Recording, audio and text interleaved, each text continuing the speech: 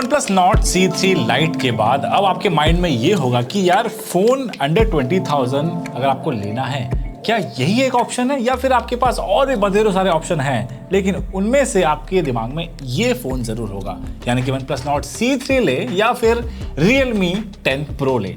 इन दोनों का हम कंपैरिजन करेंगे।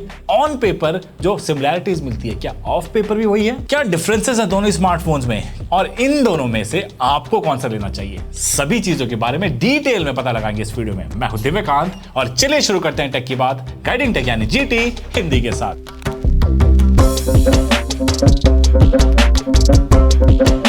देखो, चैनल में अगर आप पहली बार आए हो तो बता दो कि हम ऐसे कंपैरिजंस लेकर आते रहते हैं, तो मेक श्योर सब्सक्राइब करके बेल आइकन जरूर दबा देना ताकि आपको आने वाली नोटिफिकेशन मिल जाए। और इन फोन को खरीदना है तो देखो यूट्यूब में एक फीचर आया, साइड में व्यू प्रोडक्ट का ऑप्शन मिल जाएगा, वहां पर जाकर आप इन दोनों को खरीद सकते हैं। सबसे पहले शुरू करते हैं डिजाइन से। यहाँ पर देखो OnePlus Nord C3 Lite जो है, इन हैंड फील के मामले में मुझे काफी ज्यादा प्रीमियम लगा। इसका जो प्लास्टिक बैग है बिल्कुल पेबल शेप में है, जो कि स्मूथली मोल्ड होती है इसके कैमरा बम्प के साथ। इतना ही नहीं, यहाँ पर डिजाइन में बहुत ज्यादा बारीकियों में ध्यान दिया गया है। जो इसका 3.5mm जैक भी है, वो फ्रेम के साथ जो इसका बैक पैनल है उसमें बढ़िया से मोल्ड होता है और उसके लिए भी जगह बना के रखी है, जो कि एक्चुअली काबिले तारीफ है। मतलब दिखता है कि यार कंपनी ने इसके डिजाइन में थोड़ा काम किया है और वो यहाँ पर दिखता भी है। देखो, नॉर्ड के एजेस में आपको काफी स्मूथ फिनिश मिल जाती है, जिसके कारण ये देखने में और महसूस करने में आपको ग्लास लगेगा, लेकिन ये ग्लास नहीं है, प्लास्टिक है। On the other hand Realme की बॉक्सी डिजाइन भी कुछ कम नहीं है, प्रीमियम फील देती है, बट थोड़े से शार्प एजेस है और बॉक्सी डिजाइन के कारण थोड़ी सी कम एर्गोनॉमिक लगती है as compare to Nord C3 Lite। अब देखो, दोनों ही फोन इतने ग्लॉसी है कि ये बता सकते हैं कि लास्ट खाने में आपने ऑयली चीज खाई थी या फिर आपकी स्किन जो है ऑयली है। I mean, इतने फिंगरप्रिंट मैग्नेट है दोनों ही फोन्स कि आप इन दोनों को साफ करते करते मलिंगा बन जाएंगे, कभी यहाँ साफ कभी नीचे ऐसे करके साफ। अगर कवर लगाते हैं तो उस चीज से आप बच जाएंगे। तो देखो, मामला बदलता है जब आप फ्रंट की साइड आते हैं। नीचे देखिए, इन फोन्स के बेजल्स पे देखने में तो सेम है, बट बाकी बेजल्स आपको Realme 10 Pro में कुछ ज्यादा ही स्लिम लगते हैं, जैसे कीटो की डाइट लेके आए हो और वहीं पर नॉर्ड ने हफ्ते भर की चीट भी ली हो। एंड यकीन मानिए, Realme के इतने पतले बेजल्स आपको शायद ही कोई और फोन देता है इस प्राइस सेगमेंट में। बात रही पोर्ट्स की, तो यहाँ पर दोनों में वो चीज सिमिलर मिल जाती है। दोनों में आपको headphone jack, side mounted fingerprint sensor, hybrid SIM card slot और साथ ही स्टीरियो स्पीकर्स मिल जाते हैं। अब ग्लास प्रोटेक्शन की बात कर लेते हैं। फ्रंट की साइड में आपको नॉर्ड में मिलता है Asahi dragon trail star protection, certified है, जिसके कारण आपको थोड़ी सी कॉन्फिडेंस मिलती है। वहीं पर Realme में सच कोई सर्टिफिकेशन नहीं मिलता है, लेकिन कंपनी का कहना है कि उन्होंने रीइंफोर्स्ड ग्लास का इस्तेमाल किया है, जो कि आम ग्लास से आपको थोड़ी सी बेटर प्रोटेक्शन देता है। वहीं बैक पैनल और फ्रेम दोनों में ही आपको प्लास्टिक की मिल जाती है और IP रेटिंग दोनों में ही नहीं मिलती है। हैप्टिक्स की बात करें तो यहाँ पर आपको दोनों स्मार्टफोन में एवरेज टाइप की मिलती है और पॉकेट में रख के पता चल जाएगा कि हाँ, फोन आया है दोनों स्मार्टफोन में। जहां तक बात रही कनेक्टिविटी की, दोनों स्मार्टफोन 5G सपोर्ट करते हैं। आपको Realme में मिलता है 7 5G बैंड्स, वहीं पर Nord में मिलता है आपको 11 5G बैंड्स। दोनों में ही आपको गूगल डायलर मिल जाता है और नॉर्मल कॉल क्वालिटी में दोनों ही बढ़िया काम करते हैं। हमारे यूसेज में हमने एयरटेल का इस्तेमाल किया, एयरटेल 5G दोनों में ही लगभग सिमिलर मिलती है ना। एक चीज और बताना चाहूंगा, यहाँ पर OTG का सपोर्ट दोनों ही मिल जाता है। अगर आप पेन ड्राइव वगैरह लगा रहे हैं तो दोनों ही बढ़िया से काम करते हैं। बात करें सेंसर्स की, तो दोनों ही मेजर सेंसर्स सारे मिल जाते हैं। कॉम्पास से लेके आपको मैग्नेटोमीटर वगैरह मिल जाएगा, GPS वगैरह सब बढ़िया से काम करते हैं। लेकिन एक चीज मुझे काफी सरप्राइजिंग लगी, Realme तो ये चीज नहीं था पहले से ही। यहाँ पर आपको Nord में NFC का सपोर्ट नहीं मिलता है और Realme भी वो चीज नहीं देता है। तो अगर आपकी NFC बहुत प्रायोरिटी है तो वो चीज आप जरूर ध्यान में रखना। डिस्प्ले की बात करें तो यहाँ पर आपको वो भी लगभग मिलती जुलती मिलती है। दोनों ही फोन्स में मिल जाते हैं आपको 6.72 इंच का फुल HD प्लस रेजोल्यूशन वाला 120 हर्ट्ज का IPS LCD स्क्रीन। बस डिस्प्ले जो ब्राइटनेस लेवल है उसमें फर्क देखने को मिलता है प्रैक्टिकली। ऑन पेपर दोनों ही क्लेम करते हैं पीक ब्राइटनेस 680 निट्स तक, लेकिन हमारी टेस्टिंग में हमें ज्यादा ब्राइट लगा Realme का display as compare to Nord। यहाँ पर आउटडोर विजिबिलिटी के हिसाब से भी देखें तो आपको Realme स्लाइटली ज्यादा ब्राइट मिलेगी Nord के मुकाबले। चाहे मल्टीमीडिया कंज्यूम करना हो, रील्स वगैरह देखनी हो या फिर कंटेंट ब्राउज वगैरह करना हो, उन सभी में आपको Realme का डिस्प्ले पतले बेजल के कारण आपको इमर्सिव लगता है और ब्राइटनेस लेवल के कारण आपको एक थोड़ा सा सुपीरियर लगता है OnePlus Nord C3 Lite से ना। ओवरऑल मल्टीमीडिया कंजम्पशन की बात करें, जहां पर ऑडियो भी आता है, तो यहाँ पर Nord जो है बेटर काम करता है। आपको जो स्टीरियो स्पीकर्स दोनों स्मार्टफोन में मिल जाते हैं और 200% तक की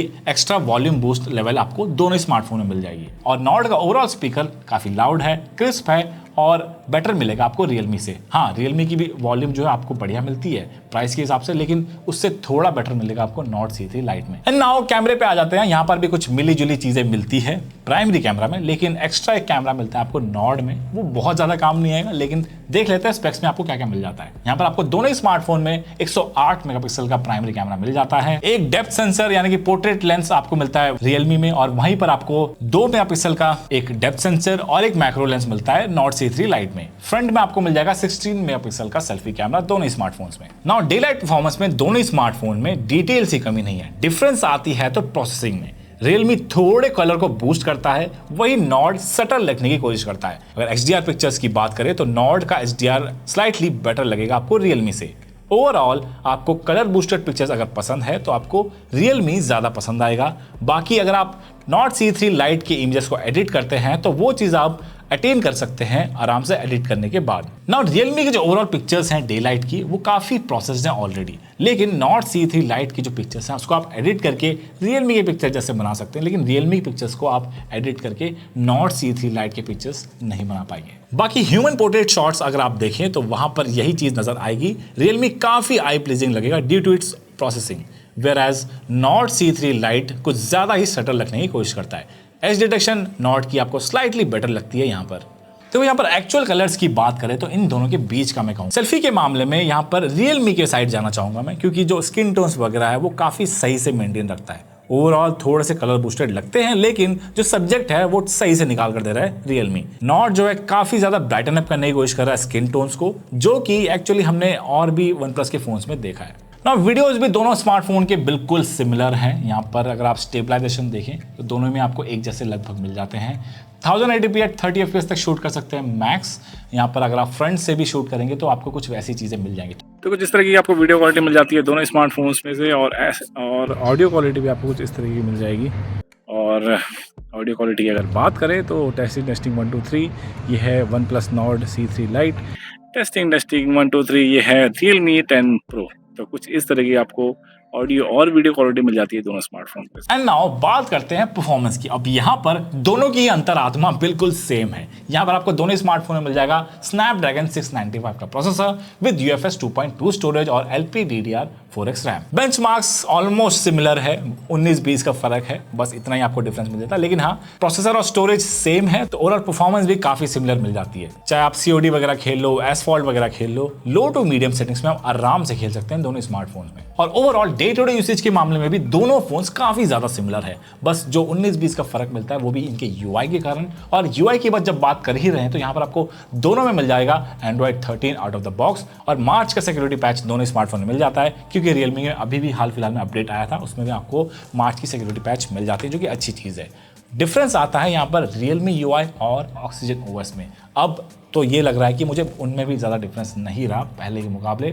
देखो यहाँ पर ऑलमोस्ट सेम कह सकते हैं दोनों UI को, कुछ हल्के फुल्के कॉस्मेटिक चेंजेस हैं, लेकिन पहले जो डिफरेंस आता था वो ब्लोटवेयर का था, लेकिन अब लग रहा है कि OnePlus भी स्लाइटली ब्लोटवेयर धीरे धीरे पुश करने लग गया है। एंड आई वाज सरप्राइज जब मैंने ब्लोटवेयर देखा OnePlus Nord C3 Lite में। यहाँ पर आपको हॉट फ्री गेम्स नाम का ब्लोटवेयर मिल जाता है, जो कि आपको और ज्यादा सजेशंस वगैरह देता है। यहाँ पर आपको एक इंटरनेट का ब्राउजर भी मिल जाएगा, साथ ही एक ORelax ऐप। चलिए ORelax ऐप को मैं ज्यादा ब्लोटवेयर नहीं मानता, वो हेल्थ एंड वेलनेस के लिए है, लेकिन जो हॉट फ्री गेम्स हैं वो Oxygen OS को थोड़ा सा Realme UI जैसा ही बनाता है। तो अभी मैं कंपैरिजन में काम ही कर रहा था कि OnePlus Nord C3 Lite में रिसेंट अपडेट भी आया है। देखो सिक्योरिटी पैच अपडेट आया है मार्च का, उसके साथ साथ यहाँ पर इन्होंने ब्लोटवेयर को भी हटा दिया है, जो कि अच्छी चीज़ लगी मुझे। यानी कि हॉट फ्री गेम्स जो थे वो आपको नहीं मिलेंगे इसमें, लेकिन इंटरनेट का जो ब्राउज़र ऐप है वो अभी भी मिलेगा, और ORelax ऐप, ये दोनों एग्जिस्ट करते हैं। लेकिन हॉट फ्री गेम्स जो है, जो ब्लोटवेयर था एक्चुअली, वो नहीं है इस फ़ोन में, जो कि अच्छी चीज़ लगी मुझे। तो ये चीज़ मुझे काफ़ी ज़रूरी लगी, सोचा आपको बता दूँ, तो मैंने बता दिया ये चीज़ भी। भाई Realme 10 Pro को मैं तो नहीं कहूँगा कि यार इसमें ब्लोटवेयर जो है काफ़ी सारे मिलते हैं और भर भर के ब्लोटवेयर हैं। अगर आप ऐप भी कोई इंस्टॉल कर रहे हैं तो वहाँ पर भी आपको ऐप सजेशन की ऐड मिल जाती है, यानी कि ब्लोटवेयर के मामले में आपको Realme काफ़ी ज़्यादा ब्लोटेड लगेगा as compare to Nord C3 Lite। लेकिन यूसेज के मामले में देखो बहुत ज़्यादा डिफरेंस नहीं मिलेगा दोनों स्मार्टफोन में, काफ़ी ज़्यादा फ्लूइड है, एनिमेशन वगैरह अच्छे मिल जाते हैं। अगर आप ऐप ओपन क्लोज करते हैं उनमें भी कोई प्रॉब्लम नहीं आएगी। इवन रैम मैनेजमेंट भी दोनों फोन्स का एक जैसा है और 3 से 4 ऐप आराम से रखता है। एंड नाउ बात करें बैटरी की, तो यहाँ पर आपको दोनों ही स्मार्टफोन में सेम बैटरी मिल जाती है करीब 5000 mAh की, लेकिन चार्जर में फर्क मिल जाएगा। यहाँ पर आपको इन द बॉक्स चार्जर दोनों ही स्मार्टफोन में मिल जाता है। 33 वाट का चार्जर आपको मिल जाएगा रियलमी में, वहीं पर आपको नॉर्ड में मिलता है 67 वॉट्स का चार्जर। अब चार्जिंग स्पीड में ऑफ कोर्स फर्क आएगा, करीब आधे घंटे में ये जहां 50% तक चार्ज होता है रियलमी, वहीं पर नॉर्ड है करीब 80% तक चार्ज होता है। और जहां तक बात रही बैटरी बैकअप की, वो ऑलमोस्ट सिमिलर है दोनों स्मार्टफोन में। यहाँ पर जो रिफ्रेश रेट का ऑप्शन है, डिस्प्ले रिफ्रेश रेट का, वो आपको ऑटो स्विच मिल जाता है रियलमी में। नॉर्ड में वो चीज़ मिसिंग है। नॉर्ड में या तो आप हाईएस्ट सेटिंग में रखिए यानी कि 120 हर्ट्ज पे या फिर 60 हर्ट्ज पे, आपको ऑटो रिफ्रेश रेट का ऑप्शन मिल जाएगा रियलमी में। और ये चीज़ थोड़ा सा बैटरी को और ऑप्टिमाइज करता है, लेकिन हमें normal day to day usage में वो ज़्यादा बहुत डिफरेंस क्रिएट करता हुआ नहीं दिखा। And now finally the big question, इन दोनों में से आपको कौन सा लेना चाहिए और मेरा प्रेफरेंस क्या है? देखो, करीब 19,000 रुपये का मिल जाएगा आपको रियलमी, जिसमें मिल जाएगा वेरिएंट इनका 6GB 128GB वाला स्टोरेज वाला वेरिएंट।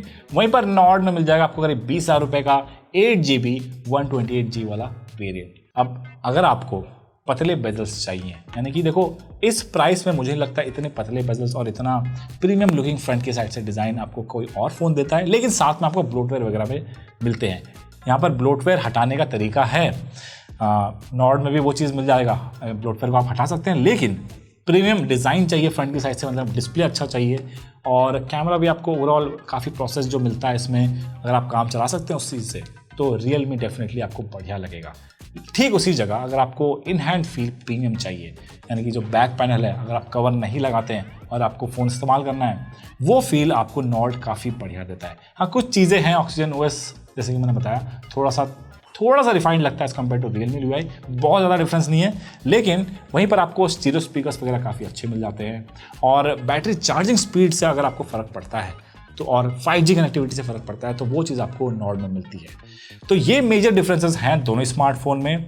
और मैं अपनी चॉइस बताऊँ तो मैं रियलमी के साथ जाना चाहूँगा, क्योंकि मुझे डिस्प्ले से कॉम्प्रोमाइज़ नहीं करना, पतले बेजल्स और जो उसका फील है फ्रंट की साइड से, क्योंकि देखो आमतौर पे डिस्प्ले आपकी आंखों के सामने रहता है और वो चीज़ आपको पतले बेजल्स के साथ प्रीमियम फील देती है रियलमी। आई होप आपको समझ में आ गया होगा कि दोनों फोन्स में से आपको कौन सा लेना चाहिए। हम आने वाले टाइम में iQOO Z7 के साथ भी इसको कंपेयर करेंगे, उसके लिए भी वेट कर सकते हैं आप। सब्सक्राइब करके बेल आइकन दबाना मत भूलिएगा। ऑलराइट गाइस, उम्मीद आपको ये वीडियो पसंद आया होगा। पसंद आया तो लाइक कर देना, चैनल को सब्सक्राइब कर देना। मिलते हैं जल्दी कुछ ऐसे वीडियो के साथ, तब तक के लिए बाय बाय, टेक केयर।